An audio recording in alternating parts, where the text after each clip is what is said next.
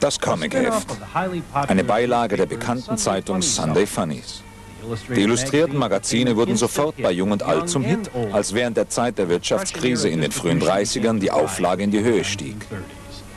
Eine Reihe von bunten Charakteren, in spannende und romantische Abenteuer verstrickt, half die Probleme der Leser während der bedrückendsten Wirtschaftskrise zu lindern.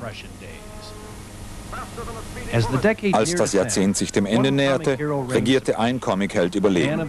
Der Mann aus Stahl, Superman. Stranger from the planet Krypton, the man of steel, Superman.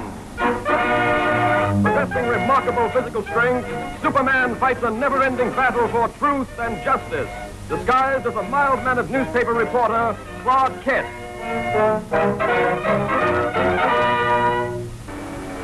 Aber der Kampf gegen das Böse war ein großes Unternehmen. Und so war die öffentliche Forderung nach Kreuzrittern der Gerechtigkeit beständig.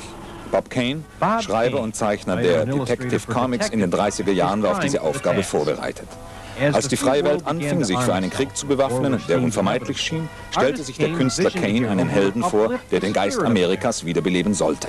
Kane analysierte den charismatischen Bösewicht in der Novelle von Mary Roberts Reinhardt, The Bad, der eine Maske über seinem Gesicht trug und ein mysteriöses Fledermaus-Image annahm. Erstens, um seine Opfer einzuschüchtern und zweitens, um eine sichere Identifikation bei seinen kriminellen Aktivitäten zu vermeiden. Nach der Novelle wurde in den 20er Jahren ein Stummfilm gedreht und Kane bemerkte die auffallende Erscheinung der maskierten Fledermaus. Sie schien perfekt in die actiongeladenen Seiten der Comichefte zu passen. Nach Veränderung der Persönlichkeit in einen Verbrechensbekämpfer und Betonung der nächtlichen Lebensweise seines Namensvetters präsentierte Kane der Welt den Batman in Detective Comics Band 27. Aber anders als die anderen Superhelden seiner Zeit schuf Kane Bruce Wayne nicht als einen geborenen Verfechter der Wahrheit, Gerechtigkeit und dem American Way, sondern mehr als einen Verbrechensbekämpfer, dessen primäre Motivation Rache ist. Als Kind wurde Bruce Wayne Zeuge, wie seine Eltern von einem Juwelendieb niedergeschossen wurden. Jahre später, er startete seinen eigenen Feldzug gegen das Verbrechen, aber es fehlte ihm an einer besonderen Persönlichkeit, diesen zu vollenden, sah Wayne eine Fledermaus durch das Fenster seines Arbeitszimmers fliegen. Und somit war sein Batman-Gegenstück geboren. Bob Kane kreierte den Namen Bruce Wayne aus einer Kombination zweier Quellen. Robert Bruce, ein Held der britischen Inseln, und Mad Anthony Wayne, eine dynamische Figur, den seine frühen Entdeckungen der Indianer-, Kentucky- und Illinois-Gebiete und zahllose Konfrontationen mit eingeborenen Indianerstämmen zu einer lebenden Legende der Kolonialzeit machten. Batman war ein sofortiger Erfolg unter Comic-Fans und seine Abenteuer, in welchen sein treu ergebener Butler Alfred und der endlos verwirrte Polizeikommissar Gordon wichtige Rollen spielten, erschienen regelmäßig, als die Vereinigten Staaten 1940 in den Krieg zogen. Des Weiteren wurde Bruce Waynes junger Assistent Dick Grayson in den Stamm der Comic-Heft-Charaktere aufgenommen. Er wurde zu Batmans Unterstützung namens Robin und veränderte das Image des verhüllten Kreuzritters zum dynamischen Duo. Dick Grayson wuchs in einer Zirkusfamilie auf.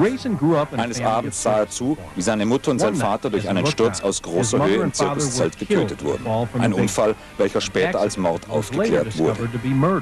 Mit Batmans Hilfe wurde der üble Bösewicht vor Gericht gestellt und Bruce Wayne, der erkannte, dass Dick Graysons Tragödie seine eigene widerspiegelt, zum Vormund des jugendlichen Weisen.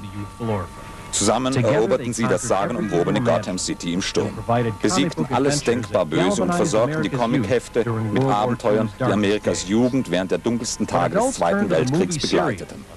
Aber die Erwachsenen wandten sich der Kinoserie zu.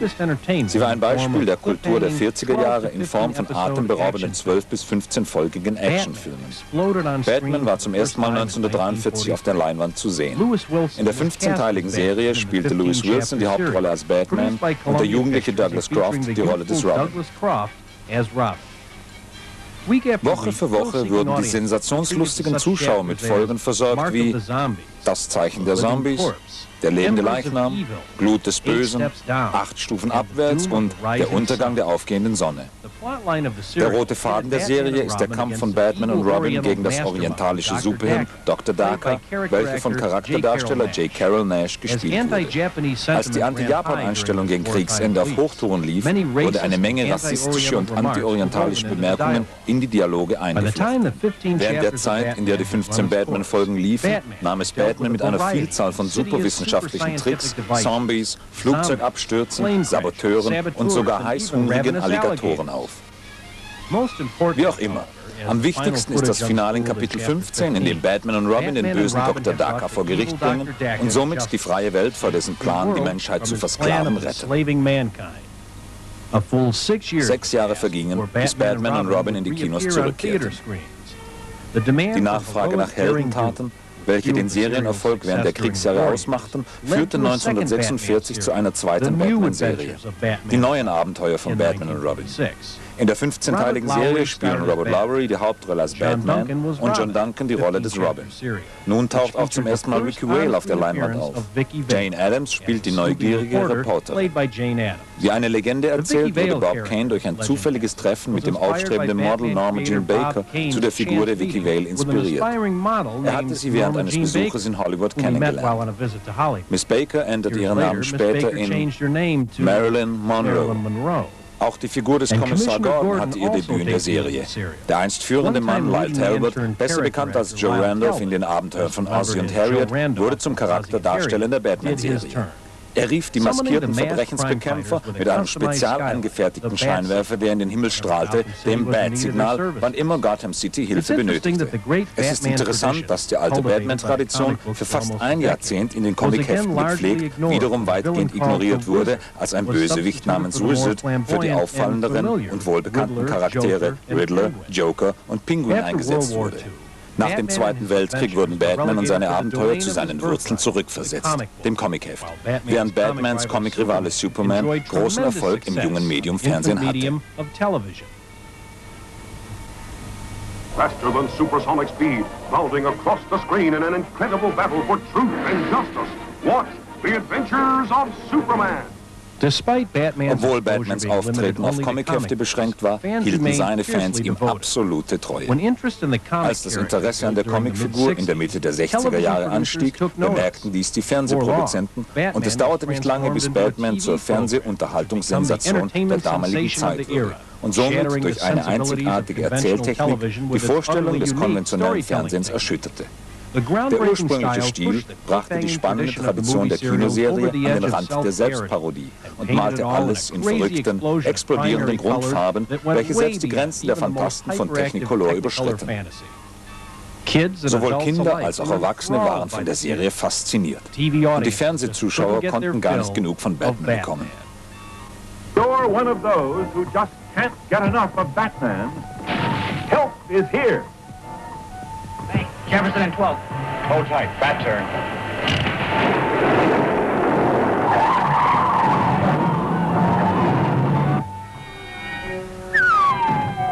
Surrender! We've got you, bank bandit. I order you to surrender! I hope this doesn't depress you. Sensational! Batman won't count those mummies! Sometimes I think people expect too much of us, Batman. They have a right to expect it. But we're only human. There. Feel better? It's only temporary relief, we know. But the next episode is just a few bat hours away. Der Schauspieler Adam West spielte die Hauptrolle des Batman, was ihn sofort zum Publikumsliebling machte. Er spielte in einer Handvoll anderer Filme wie Heirat eines jungen Börsenmaklers und Soldat im Regen. Als eine der beiden männlichen Hauptrollen in Robinson Crusoe auf dem Mars wurde die Figur, die er spielte, im ersten Viertel des Films getötet. West hatte wesentlich mehr Erfolg in einer Rolle neben den Three Stooges in dem Film Die Vogelfreien kommen.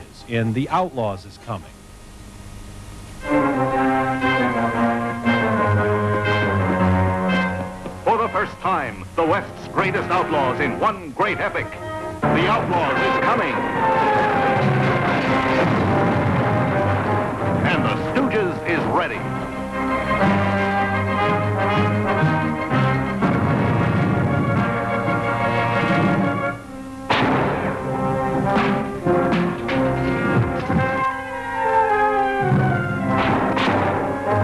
That was the West that was. Antiope, Buffalo, Indian, the U.S. Cavalry, and the world's biggest nuts at their wackiest, in the wildest shootout ever to fracture the screen.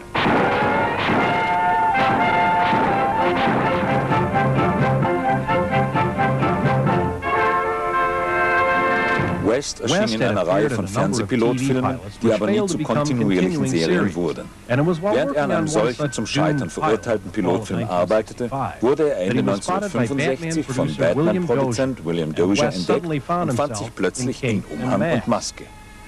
Der 19 Jahre alte Burt Ward wurde Robin, das Boy Wonder, der Wunderknall. Im Alter von 2 Jahren war Ward ein meisterhafter Schlittschuhläufer in der Eisrevue seines Vaters, Rhapsody in Ice.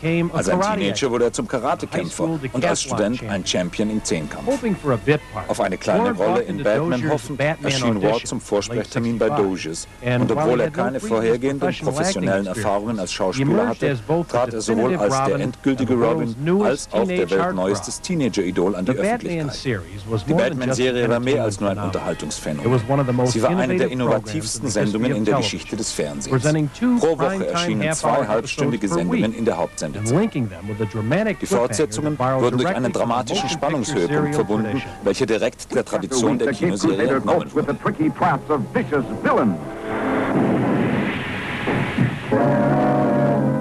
Will the time arrive when the Cape crime fighters come too close to the jaws of death? Holy metronome, what a fate!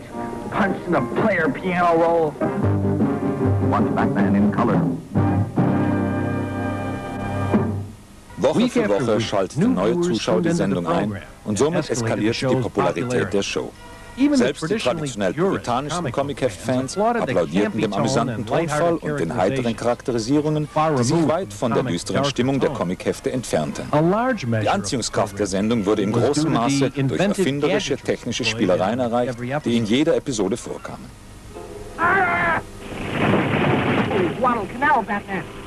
What now? What now? Why, everything's new as Batman and Robin battle crime with a battery of wonderful new Batnovations. The Batcopter, the Batboat, the Batcycle, and Flash, a late bulletin from the Cape. 3, 2, 1. The Bat rocket blasting off. See the dynamic duo dangle from new heights of danger. Careful, Robin, it's quite a drop. See them batter their way through new bat ventures with old friends. Correction beams. Holy dark 10 I'm not just pussyfooting around this time, Batman. Meet their wild, weird new Batversaries, the archest criminals of all crime. Be with Batman and Robin weekly, in color of course. Obwohl alle Erfindungen zur Verbrechensbekämpfung, die Batman und Robin benutzten, den persönlichen Stempel der verhüllten Kreuzritter trugen, war das beste Hilfsmittel, das sie hatten, das erstaunliche Batmobil. Es hatte eine kugelsichere Windschutzscheibe, Radarschirm, Verbrecherdetektorstrahl, Einrichtungen zur Abwehr von Dieben, Bremsfallschirme und Reifen, die sich selbst wieder aufpumpten, wenn sie von Geschossen durchbohrt wurden. Und die Ganoven, die die Geschosse abfeuerten, waren die am lustigsten gestylten in der Geschichte des Fernsehens. Es gab Catwoman, die Katzenfrau, die ursprünglich von Julie Newmar gespielt wurde. 2 Serien lang erschien sie als sexy femme fatale, welche jederzeit eine schnippische Antwort auf alles, was Batman sagt, parat hat. Obwohl sie auf der anderen Seite des Gesetzes stand, war es deutlich, dass sie sehr starke, romantische Interessen an dem verhüllten Kreuzritter zeigte, was er total ignorierte. Als Newmar aus der Serie ausschied, um Spielfilme zu drehen, wurde sie durch die Sängerin Eartha Kitt ersetzt, die die Tradition fortsetzte, ans Ende eines jeden Satzes ein Schnurren zu hängen. Und es gab den Joker. Die Figur des Jokers wurde durch Conrad White angeregt, der Schauspieler, der die Rolle des tragischen Gwynplaine im Stummfilm Der Mann, der lacht spielte. Für Batman wurde der Joker zum Clownkönig des Verbrechens. In der Fernsehserie wurde der Joker durch Cesar Romero ins Leben gerufen, der Dutzende Latin Lovers und anspruchsvolle romantische Hauptrollen in unzähligen Filmen darstellte. Romeros extravaganter Joker besaß ein wildes, verrücktes Lachen und erschien immer mit einem fett geschminkten Clown-Make-up. Der alte Hase Burgess Meredith, der Star aus Filmklassikern wie Von Mäusen und Menschen und Die Geschichte von G.I. Joe, erschien als der Pinguin. Mit einem Smoking bekleidet, trug der Pinguin mit seiner bleistiftdünnen Plastiknase immer einen Regenschirm bei sich, der eine Vielzahl von tödlichen Waffen beinhaltete. Meredith imitierte einen pinguinähnlichen Watschelgang und unterstrich seine Dialoge mit sardonischem, vogelähnlichem Gequake. Der Riddler, ein Rätselsucher, gespielt von Frank Gorshin, der als Nachtclub-Entertainer für Schlagzeilen sorgte, ist der Bösewicht, der Batman und Robin dadurch verspottet, dass er Hinweise in Form von Rätseln hinterlässt über Verbrechen, die er begehen wird. Gorshins Riddler-Kostüm wurde von einem großen Fragezeichen geziert, passend zu seiner Lass-sie-raten-Persönlichkeit. Wie bei Catwoman wurde die Rolle des Riddlers durch den Schauspieler John Astin neu besetzt, der im letzten Erscheinungsjahr in die Serie eintrat. David Wayne spielte den Mad Hatter, eine Figur aus den Batman-Comics der frühen 60er Jahre, dessen Geheimwaffe der superschnelle Hypnotisierer in seinem hohen Hut versteckt ist und es ihm somit ermöglicht, auf einfachste Weise seine Opfer zu entführen. Bookworm war ein Schurke mit einer besonderen literarischen Begabung, der seine teuflischen Pläne aus Kriminalromanen, Geschichten und Theaterstücken entnahm. Er wurde durch den talentierten Roddy McDowall personifiziert. Anne Baxter als die Zauberin Zelda die Große und Victor Buono als König Tut halfen, die Ruhmeshalle der Schurken, die in den Sendungen auftraten, zu vervollständigen. Das Verbrecheralbum beinhaltet andere Gastgauner wie George Sanders, Otto Preminger und später Eli Wallach als Mr. Freeze, Art Carney als der Archer, Van Johnson als der Minstrel, Shelley Winters als Mark Parker, Liberace als Fingers, Carolyn Jones als Marsha, die Königin der Diamanten, Cliff Robertson als Shane, Dina Merrill als Calamity Jane, Roger C. Carmel als Colonel Gunn, Jack Bergerac als Freddy der Hehler, Ethel Merman als Lola Lasagne, Leslie Gore als Pussycat, Barbara Rush als Nora Clavicle, Ida Lupino als Dr. Cassandra Spellcraft, Zsa Zsa Gabor als Minerva und Malachi Throne als False Face. Die Rollen der Bösewichter in den Batman-Filmen wurden zu den meistgefragtesten in Hollywood. Der Grund, dass so viele große Stars tobten, um in den Filmen mitzuwirken, lag im Drängen der Kinder und Enkel begründet, die Batman-Fans waren. Obwohl die meisten Schauspieler bemerkenswerte Erfolge hatten, waren sie in den Augen ihrer Kinder so lange keine echten Stars, bis sie eine Nebenrolle in einem Batman-Film erhielten. Dutzende Stars hatten kurze Minirollen im Verlauf der Serie. Bekannte Gesichter waren Jerry Lewis, Dick Clark, Sammy Davis Jr., Werner Klemperer, der Colonel Klink in Hogan's Hero, Ted Cassidy, der Lurch in der Addams Family, Art Linkletter, Edward G. Robinson, George Raft und sogar der Weihnachtsmann, der Batman zum ersten Mal in den Comicheften traf. Der Erfolg der Serie zog am Ende der ersten Spielzeit den Batman des Fernsehens auf die großen Kinoleinwände. Der Kinofilm Batman wurde im Sommer 1966 herausgebracht. In diesem Abenteuer übernahm die Schauspielerin Lee Meriwether die Rolle von Julie Newmar als Catwoman. Everyone, flee for your lives! Emergency. Batman speaking. Warning all of you to brace yourselves for big news. The biggest. Tell them, Robin. Holy superlatives, Batman! It's really exciting. Soon, very soon, Batman and I will be catapulting right out of your TV sets and onto your theater screens. That's right, Robin. Our first full-length motion picture feature in color opens a whole new world of thrills.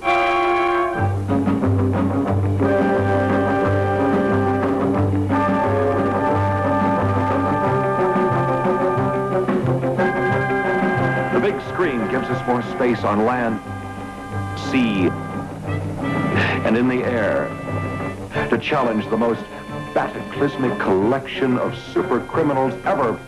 Their minimum objective must be the entire world. And here are the dastardly villains. The Catwoman. Oh, you're going to see the perfect crime when I get Batman in my claws. The Riddler. Question.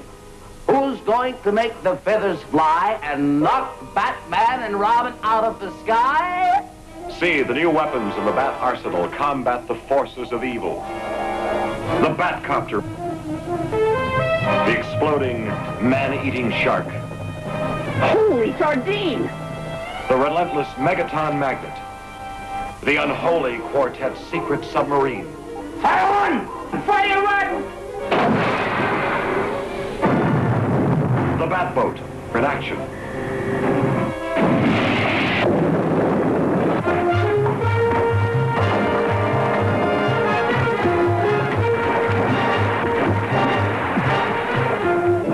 deadly disintegrator. The attack on the Batcave. Holy hallucination! You'll blast through the skies on these mad, manned missiles. And you'll be with me, Robin, at the Bat Scanner, eavesdropping on Batman's romance. And you'll shudder at the death-dealing Polaris missiles. Brace yourself, Robin. This could be the end.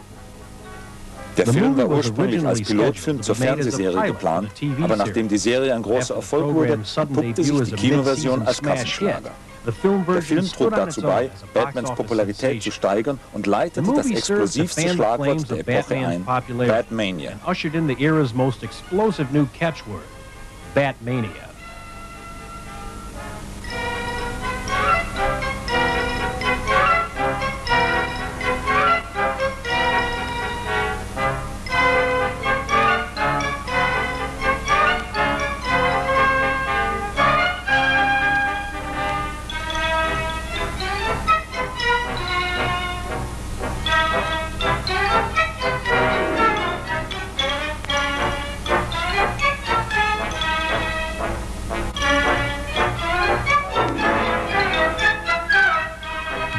Batman erschien sogar auf dem Titelblatt des Life-Magazins. This gentleman to my right is a copy of Life magazine. The cover, I've just signed it. Do you realize how much this is now worth? Very, very expensive. $6,000. Now, you pay it in a second.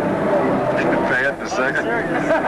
What a great guy. Now, if I put your name on it, the price will go down to $40. Do you want your name on it? Do you want it? Can I have my name on this? You want your name on that instead? Yes. His toys, Batman-Spielzeug, Sammelbilder und Kleidung waren Bestandteil eines jeden Haushaltes. Seine Comichefte, welche den Schein fast 30 Jahre zuvor ins Rollen brachten, wurden von einer neuen Generation bekehrter Batman-Fans verschlungen. Als Batman und Robin in ihre zweite Saison als Fernseh-Superstars starteten, moderierten sie eine besondere Vorschau des ABC-Programms von 1967, die den ironischen Humor, der ihr Markenzeichen wurde, verdeutlichte.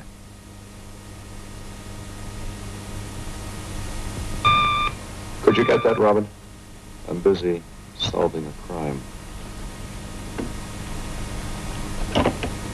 Batcave, Robin speaking. It's Commissioner Gordon. I better take it. Hello, Commissioner. What's the trouble? I see. That sounds serious. We'll be right over. What's wrong, Batman? Someone has stolen a show from this fall's new season of ABC programs. Holy grand larceny! Who would do such a thing? No doubt some poor wretch who's more to be pitied than feared. Commissioner Gordon has a preview of ABC's new shows in his office right now. There's no time to lose. Let's race to the Batmobile.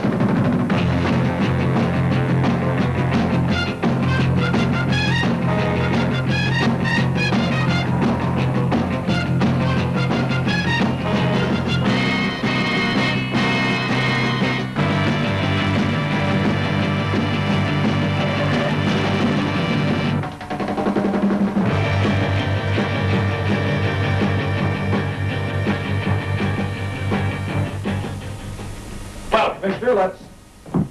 He's not here. Yes, I sensed that the second I saw the room was empty. What's this? It's a Bat Microview cartridge I invented for the Commissioner last week. It should have all the ABC fall shows on it. Let's check it against the schedule. I'll just slip this cartridge into this special set and see if it's been tampered with. Ordinarily, Robin, your Aunt Harriet and I don't permit you to watch television until after you've done your homework and caught your criminals. But I'm afraid we'll have to make an exception this time.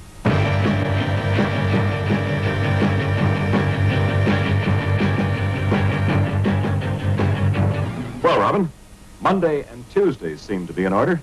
Holy rainbow. Every single program in color. That's really something. And look, our own daring adventures are on twice a week, just like last season. Careful. Remember, Robin, a boy wonder should be modest. Batmans Erfolg führte zu einer Fernsehrenaissance eines zweiten Comichelden, die Grüne Hornisse. Sie hatte nicht nur eine eigene Show, sondern auch eine Gastrolle, zusammen mit ihrem Kumpanen Kato, dem Karate-Champion Bruce Lee, in der zweiten Batman-Filmsaison. That legendary nemesis of crime with his loyal companion Kato thrilled most of us as kids in one of radio's longest runs. Let's push this aside, Kato, and go through. I'm with you, boss.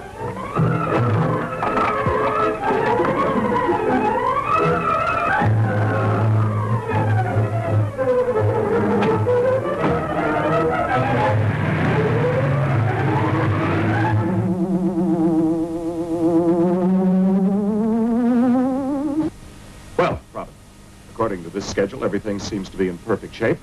I fear we've been the victims of a harmless hoax. But wait, Batman.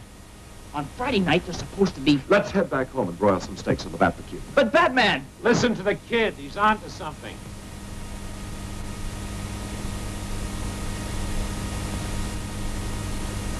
There's someone under that desk.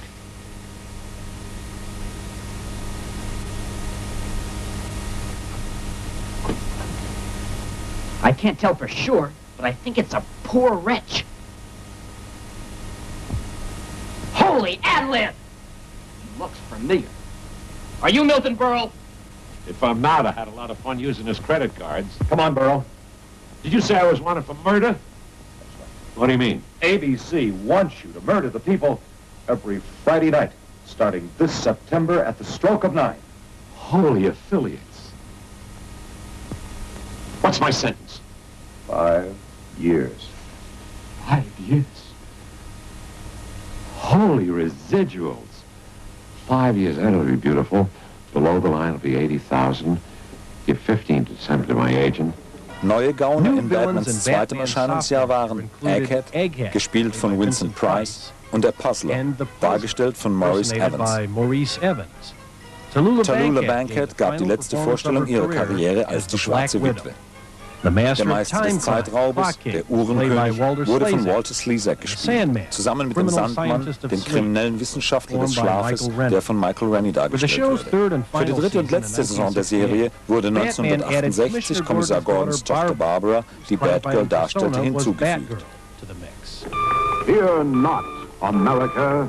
They are still on duty. That legendary duo, still humbly withholding their true identity under the guises of a noble flying rodent and a commonplace backyard bird.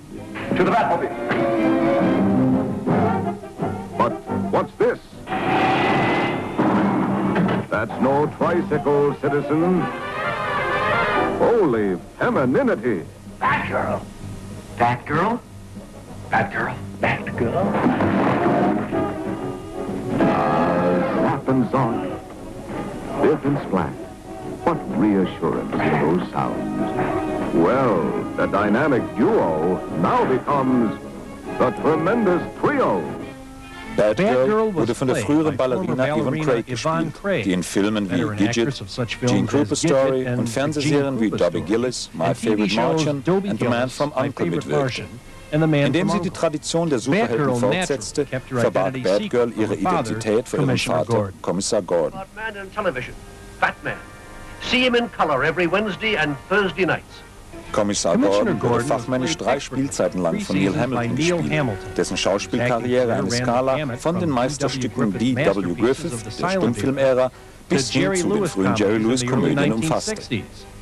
Batgirls Verbündeter und somit die einzige Person, die ihre geheime Identität kannte, war Batmans und Robins Butler Alfred, welcher eine ganze Reihe Geheimnisse hüten musste, seitdem er Kenntnis über Batman und Robins Identität besaß. Die Figur des Alfred war gang und gäbe in Batmans Comic-Abenteuern, obwohl er sogar in eigenen Geschichten in den Comicheften der 40er Jahre erschien. Alan Napier, welcher den Butler Alfred darstellte, bekam seine Berufserfahrung in Oxford, bevor er in Filmen wie Macbeth, The Uninvited und The Song of Bernadette mitwirkte. Der britische Charakterdarsteller wurde beinahe zum ersten Sherlock Holmes des Fernsehens. Er spielte die Hauptrolle in dem fast vergessenen Pilotfilm von 1948.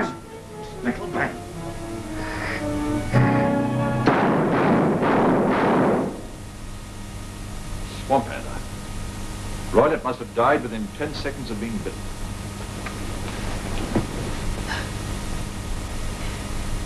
He's dead.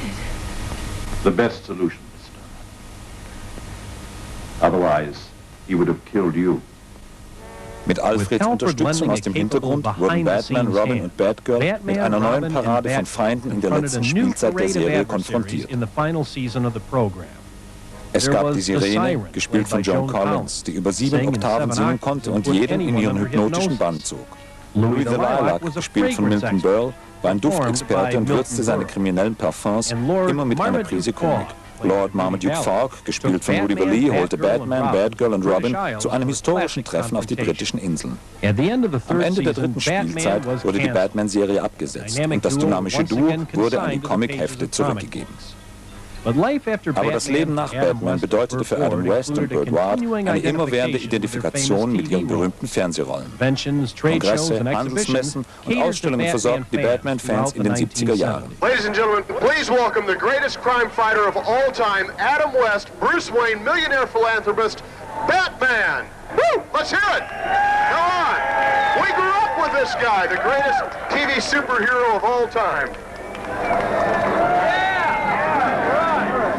Thank you very much, Chief O'Hara. Have you seen any unusual-looking people around here? Oh, me? Do you recognize me? Yeah. Do you really? Dr. Spock? Arnold Schwarzenegger. I'll just stand here for a few moments and let you admire my incredible crime-fighting physique. Yes, watch this, kids. How's that? Oh, nothing, a piece of cake. Anyway, it's great to be here in Kansas City. It's great to be anywhere. I've been a bat for about 25 years now. It gets very lonely in the Bat Cave. So it's always great to get out and have a chance to meet you crime fighters of all ages in person. I really enjoy this. By the way, Robin could not be here today. Bird Ward, Dick Grayson. He told me to say howdy for him. He really hated to miss it, but actually it's my fault. I gave him some extra homework. He's been chasing girls. It's just a terrible thing. So I figured he better stay in the Batcave, do his homework. He can use the Bat computers to help him. Maybe he'll get a better grade. I don't know. Anyway, I know you've been waiting quite a while here in line. I do appreciate your showing up. I knew you'd be here, though. And I better not stand up here and talk too long because I don't want you to have to wait too long. And I know what the kids do when you wait with the kids and on your necks and sometimes the accidents. Anyway, you like my ears? Yeah. Oh, good. They're all right. So what I'm going to do today is shake hands, say hello. We'll have a little visit. I'll sign the pictures. There are pictures available. If you'd like to have a picture of me, with your name on it, they're only $82 today, which is really a great deal, courtesy of the management. Anyway, one little warning before we start. Do not stand too close to my utility belt. It's full of dangerous, highly explosive crime-fighting equipment. I have my bat gas here, my batarang, a shark repellent, a peanut butter and jelly sandwich over here. I wear my cape proudly. My cape, yes. This costume, as you probably know, many of you, was developed after many years of experimentation, research, development to see what might strike fear into the hearts of criminals everywhere. I tried other costumes. Dressed like a beaver, it didn't work. Like a raccoon. Finally, I hit upon the costume of a giant bat. It does strike fear. This parent immediately, let's see, who looks crooked? Obviously a criminal. Watch the reaction. See right away. Anyhow. It's a lot of fun being Batman. You people have been so nice, so wonderful to us over the years. It's a warm thing, you know, and people want to be accepted. They want to be loved when they go on a stage, I guess, or in front of a camera. So you've made all that possible for the old Bat. This is great. Batman trat mit einer von Frank Miller neu überarbeiteten Comic-Heft-Präsentation in die 80er Jahre ein. Miller besorgte ihm eine komplett neue Leserschaft von anspruchsvollen Erwachsenen. Der Dunkle Ritter kehrt zurück. 1968 von DC Comics veröffentlicht, ersetzt die herkömmliche Batman-Figur und Redeweise durch ein 200 Seiten langes psychologisches Abenteuer. Es erzählt die Geschichte aus der Sicht eines deprimierten, 55 Jahre alten Bruce Wayne und taucht tief in seinen gequälten, von Rache erfüllten Geist ein. Die neu gezeichnete Novelle entfachte eine erneute Würdigung der Batman-Fernsehshow und führte zu zahlreichen Treffen der ursprünglich Mitwirkenden. Eine der ersten Zusammenkünfte wurde im vornehmen Stock Market Nachtclub in Los Angeles gehalten. Bei diesem Ereignis waren fast mehr Fernseh- und Nachrichtenreporter als Fans anwesend. Die anwesende Menge wurde durch den Anblick der Originalstars der Serie belohnt, die aussahen, als ob sie gerade eben aus der Leinwand von 1968 gesprungen wären. Adam West warf einen Blick auf die Menge der Bat-Requisiten. It is an amateur, definitely, but it really is. It's very good, except he's had a lobotomy. You can tell. Oh, come on, you got to try it on, please.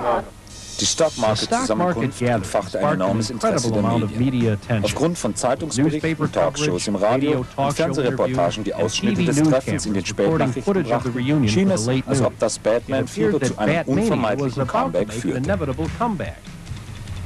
Sogar das Batmobil hörte nicht auf, seinen Kilometerstand zu erhöhen, als es seinen Weg durch zahlreiche Ausstellungen, Einkaufszentren und Comic-Kongresse machte.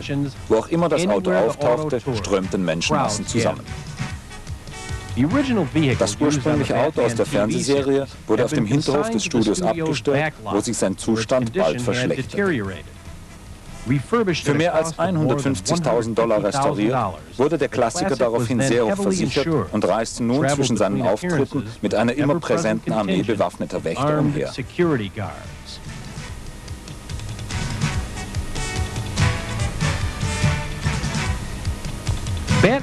Batman-Sammelstücke erwiesen sich als kluge Investition. Authentische Requisiten der Fernsehserie sind bis zu $10.000 wert, Originalkostüme sogar noch mehr. Frühe Ausgaben der Detective Comics, welche für 5 Cents verkauft wurden, werden heute für einige hundert, ja sogar einige $1.000 auf Auktionen für Batman-Souvenirs verkauft. Inspiriert vom Erfolg des Stock Market Nachtclub-Treffens organisierten die Produzenten der Schreiner Show ein erneutes Zusammentreffen früherer Batman-Stars, um dieses überregional auszustrahlen. Wie in diesem Video zu sehen, das ein Mitglied des Batman-Teams privat drehte, war eine enthusiastische Menge anwesend, als Adam West und das Batmobil einander wieder trafen.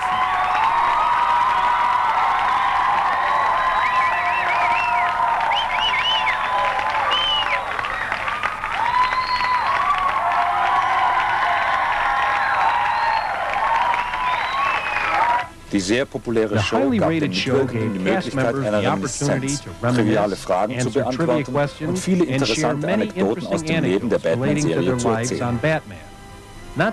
Um nicht im Schatten zu stehen, organisierte ein anderes Programm, The Late Show, die allerletzte Darstellervereinigung auf der Bühne.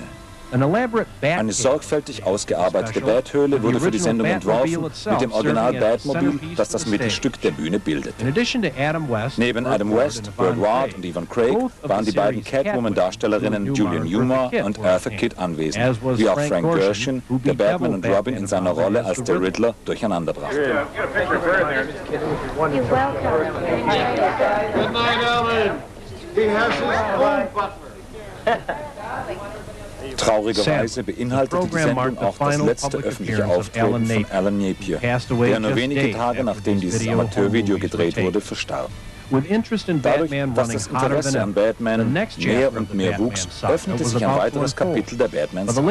In den späten 80er Jahren war der verhüllte Kreuzritter soweit, den 50. Jahrestag seiner Entstehung zu feiern und Filmgeschichte zu machen. Explosionsartig wurde am 23. Juni 1989 der Batman-Film zum sofortigen Erfolg in ganz Amerika, sprengte alle Kassenrekorde in jedem Land der Vereinigten Staaten und führte eine neue Fangeneration in Bruce Waynes mysteriöse und legendäre Saga ein.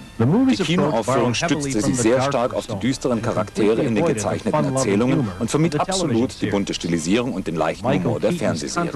Michael Keatons kontroverses Auftreten in der Batman-Rolle war eine weitere Erneuerung, die Bruce Wayne als einen leicht identifizierbaren Durchschnittsmenschen präsentiert. Vicky Vale wurde von der schnittigen Kim Basinger gespielt, bekannt aus Filmen wie 9,5 Wochen, Fool for Love und dem James Bond-Abenteuer Sag niemals nie. Bekannte Charaktere wie Kommissar Gordon, gespielt von Pat Hingle, und Alfred, der Butler, dargestellt von Briten Michael Gork, halfen den Stab der heutigen Mitwirkenden abzurunden. Aber es war Jack Nicholson als der Joker, der die Dynamik des Batman-Phänomens zu einem neuen Niveau hysterischer Albernheit erhob. Während Cesar Romeros Fernsehgeburt ein anerkanntes Meisterwerk der übertriebenen Schauspielkunst war, brachte Nicholsons Joker eine böswillige Ausgelassenheit auf die Leinwand und beförderte mühelos den Bösewicht zu einer Schwelle der Popularität, die mit der Batmans rivalisierte. Der Batman-Film setzte neue Maßstäbe der Kinokassenerfolge. Er spielte die erste $1 Million schneller ein als jeder andere Film zuvor, und seine Verkaufszahlen stellten alle Marktprognosen in den Schatten. Hinzu kamen Milliarden Dollar von den 130 Spielzeug-, Kleidungs- und Kaugummi-Sammelbilderlizenzen. Annähernd 40 verschiedene Arten von Batman-T-Shirts erschienen auf dem Markt und fast genauso viele Variationen von Jacken und Mützen begleiteten sie. Ein Geschäft in Los Angeles verkaufte 7000 Pakete Batman-Kaugummi-Sammelbilder in 6 Tagen. Ein Musikvideo von Prince wurde nahezu stündlich auf dem Musikkanal gespielt und das Soundtrack-Album war schnell nach seinem Erscheinen ausverkauft. Die Spannung, die durch den Batman-Film erzeugt wurde, startete eine weitere Wiedergeburt der Fernsehserie von 1966. Wieder einmal schwangen sich Adam West und Burt Ward auf das Bat-Motorrad und warben nochmals für die ehemalige Fernsehserie. Ein Blick hinter die Kulissen zeigt, dass das Paar sich immer wieder wohlfühlte, für ihre berühmten Alter-Egos zu werben. And the boy wondered. Batman is bigger than ever. Now is the perfect bat time for audiences to get another look at all 120 half hours of one of the best produced, most successful shows in the history of television. Julie Newmar wurde ebenso herangezogen, die Werbekampagne der Serie zu unterstützen. Hier zeigte sie einige ihrer berühmten katzenartigen Allüren und bewies, dass sie so stark war wie eh und je.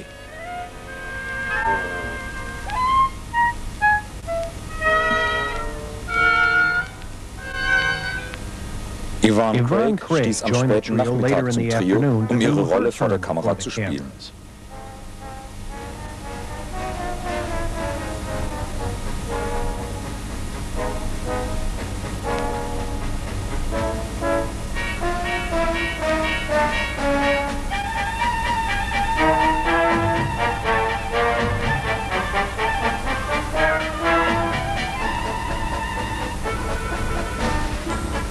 Vielleicht war der interessanteste Aspekt der Dreharbeiten die Tatsache, dass die Innenaufnahmen auf derselben Bühne gemacht wurden wie die der Serie 2 Jahrzehnte zuvor. Ein neues Bühnenbild wurde aufgebaut, welches viele authentische Requisiten beinhaltete. Am Ende der 3. Saison der Serie war das ursprüngliche Bühnenbild zerlegt und zerstört. Gerade als die letzte Mauer fiel, kam die Aufforderung zum Wiederaufbau und zur Wiedervereinigung der Schauspieler, um an einer weiteren Spielsaison zu arbeiten, die von einem anderen Sender ausgestrahlt werden sollte. Als herauskam, dass das $1,5 Million teure Bühnenbild zerstört war, zerbröckelte der Plan, die neue Serie herauszubringen, so schnell wie die Bühnenaufbauten. Die Fans können nur ahnen, welche neuen Schurken in der 4. Saison aufgetreten wären. Heute gibt es eine Menge Spekulation, in welche Richtung der unvermeidliche Folgefilm des Batmans von 1989 gehen wird. Hollywood klatscht zufolge könnte Robin Williams möglicherweise der Riddler sein. Man denkt über Danny DeVito als den Pinguin nach. Und das Gerede über Cher als Catwoman lässt die Gerüchteküche Hollywoods brodeln. Eines ist sicher, die Rollen der Batman-Bösewichte werden die meistgefragtesten in der Geschichte des Films bleiben. Während die Abenteuer von Superman, Krieg der Sterne, Luke Skywalker und sogar Ghostbusters übermenschliche Dynamik in ihrem Streben nach Wahrheit, Gerechtigkeit und dem American Way beinhalten, ruht Batmans Kraft ausschließlich in ihm selbst. Sein Bad-Image wird dazu benutzt, ihn persönlich zu schützen, während er das Böse bekämpft. Falls Batman versagen sollte, könnte Bruce Wayne unter der Maske immer noch Erfolg haben. Aber das Image beschwört auch innere Stärke und den Glauben an sich selbst herauf und ermöglicht es Batman in Fällen zu siegen, wo möglicherweise Bruce Wayne ohne die Maske versagen würde.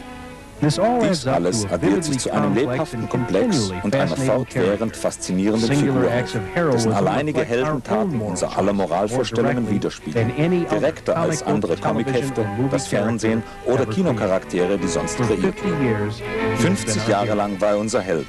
and his legacy will no doubt Zweifellos wird sein continue Vermächtnis for generations Jahrzehnte to und come. Generationen überdauern. I don't know who he is behind that mask of his, but I do know when we need him. And we need him now. Yes, Commissioner. Can you come to headquarters right away?